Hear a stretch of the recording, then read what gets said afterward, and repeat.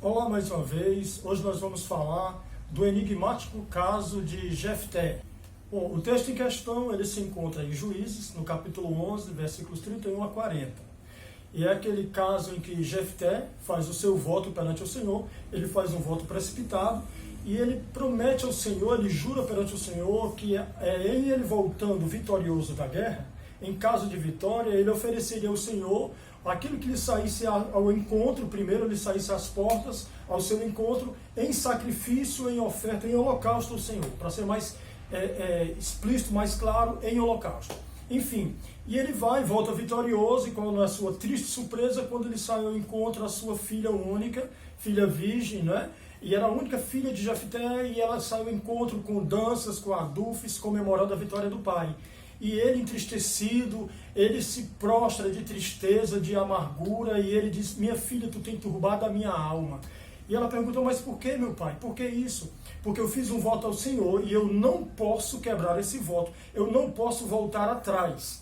E eu fiz um voto ao Senhor, e ele relata qual era o voto, que aquilo que lhe saísse ao encontro, ele sacrificaria, ele ofereceria em holocausto ao Senhor. E há aquele impasse em que ela fica triste e ela diz: Senhor, meu pai, se tu fizeste voto perante o Senhor, tu pode cumprir o teu voto, tu tens que cumprir o teu voto. Porque ela conhecia o voto perante o Senhor, em que implicava, em que altura estava essa questão de um homem fazer um voto perante o Senhor.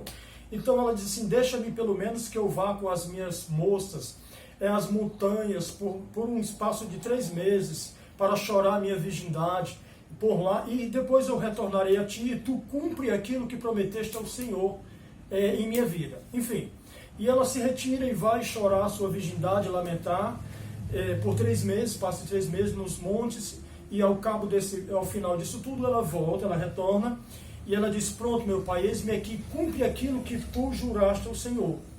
E a questão que muita gente engancha a questão aqui porque a pergunta que surge imediata é se Deus ele aceitaria sacrifício humano, se ele aceitaria um holocausto humano. Mas o ponto não é isso, não é Deus aceitar o sacrifício humano. Esse não é a questão. Esse não é o X da questão, não é o X da coisa. A questão é o voto feito perante o Senhor, que é irrevogável. A gente pode ver algo paralelo que aconteceu nos dias de Davi, após Davi sofrer perseguição de Saul, após vencer a guerra contra Saul, após a rebelião de Absalão, e ele vitorioso, após ele ter pecado com Batseba e ter se reconciliado com Deus.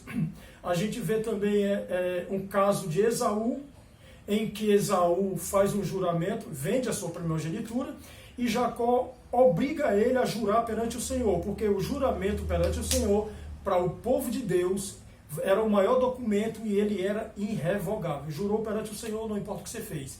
Saul só não cumpriu o seu voto precipitado também, porque Saul também fez um voto precipitado. E ele só não cumpriu que ele ia degolar aquele que provasse qualquer comida antes que ele voltasse vitorioso da guerra. Ele só não concluiu isso porque, além de ele não temer mais o Senhor, ele foi persuadido pelos seus generais, pelos seus capitães, que o seu filho Jonatas, não importa se era o filho, ia morrer porque foi prometido perante o Senhor, jurado perante o Senhor. E Jonas só escapou da morte por intervenção de seus generais, e porque Deus havia dado um grande livramento a Israel, isso não era a ocasião para que se fizesse tal sacrifício. Quando Saul, no seu zelo excessivo do Senhor, a Bíblia registra assim, que foi em zelo excessivo do Senhor, Saul manda matar os gibeonitas. Os gibeonitas, aos quais Josué tinha feito juramento ao Senhor, perante o Senhor, que não os mataria. Depois que Josué descobre que era uma fraude, que eles não eram de distante, mas eram povos dos quais o Senhor tinha mandado exterminar, o Senhor mandou exterminá-los, todos os povos daquela região, onde Israel fosse ocupar, seriam exterminados. Porém, na astúcia dos gibeonitas, Josué não consultou o Senhor e jurou perante o Senhor, e esse juramento ele tem valor. O juramento ele não passa. Então, como Josué tinha feito um juramento perante o Senhor, que os pouparia, que não os mataria, esse juramento, mesmo dos inimigos que eram para ser mortos, não podiam ser mortos, pelo juramento ao Senhor.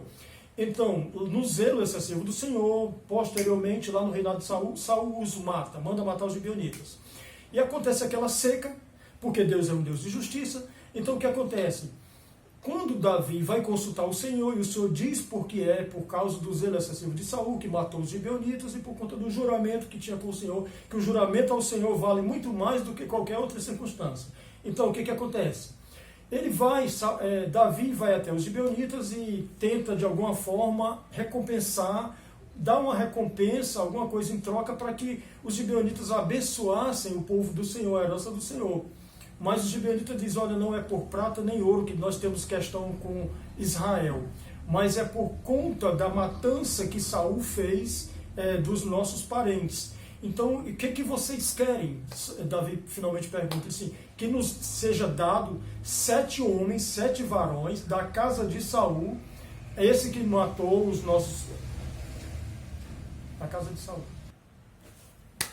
Davi pergunta o que eles querem para abençoar a herança do Senhor, como recompensa, para que possam abençoar a herança do Senhor. E os gibeonitas dizem, nós não queremos, a nossa demanda aqui não é por prata nem ouro, nada disso nos satisfaz, mas nós queremos justiça, fazer justiça, e que nos dê 7 homens, 7 varões da casa de Saul, para que nós os enforquemos ao Senhor em Gibeá de Saul.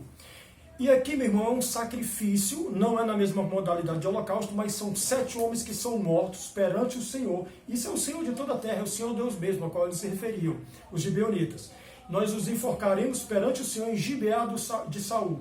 Tanto que quando, resumindo aqui a história, para não entrar em detalhes, logo após o sacrifício ser feito, então a ira de Deus se aplaca contra Israel, a justiça é feita e a chuva cai sobre a terra. Então o que dizer de 7 homens que são sacrificados perante o Senhor para que se faça a justiça por conta de um juramento feito no tempo ainda de Josué? Então o juramento perante o Senhor, tem o caso de Esaú, que também é um caso em que Esaú vende a sua primogenitura verbalmente para Jacó, mas Jacó ele exige que Esaú confirme jurando perante o Senhor. E quando Esaú jura perante o Senhor, isso é irrevogável. E então a questão aqui é o juramento, mais uma vez é o juramento perante o Senhor, não é a atitude, a questão aqui não é o que foi feito, se Deus aceitou ou não, a questão é o compromisso, é cumprir perante Deus o juramento, porque ele é irrevogável. Então, o juramento perante o Senhor, esse é, sem dúvida, um compromisso irrevogável. Então é isso, só para deixar bem claro que que Jefté, ele cumpriu cabalmente aquilo que havia jurado, porque ele jurou sacrificar o Senhor, oferecer em holocausto aquilo que primeiro lhe saísse ao encontro. A versão que eu não narrei aqui ainda, que eu não disse, que eu não trouxe à tona aqui, é a versão que dizem que foi porque aquela jovem morreu virgem, simplesmente foi isso, e foi uma desonra para ela morrer virgem, porque ela não deu descendência ao seu pai Jefté, mas não tem nada a ver, ela foi chorar a sua virgindade porque ela morreria virgem sim, mas não porque morreria de velha na virgindade, mas porque antes de conhecer varão, ela não teria de desfrutar isso, mas morreria nessa condição, ainda jovem e virgem, sacrificada por conta de um juramento perante o Senhor. E é isso, meus irmãos, não é muito difícil. O texto citado é um texto muito claro, os irmãos podem examinar. E na próxima nós teremos um assunto bem polêmico. Se você gostou desse vídeo, curte, comente, compartilha e mande a sua sugestão, que nós teremos prazer em atendê-lo. Até mais.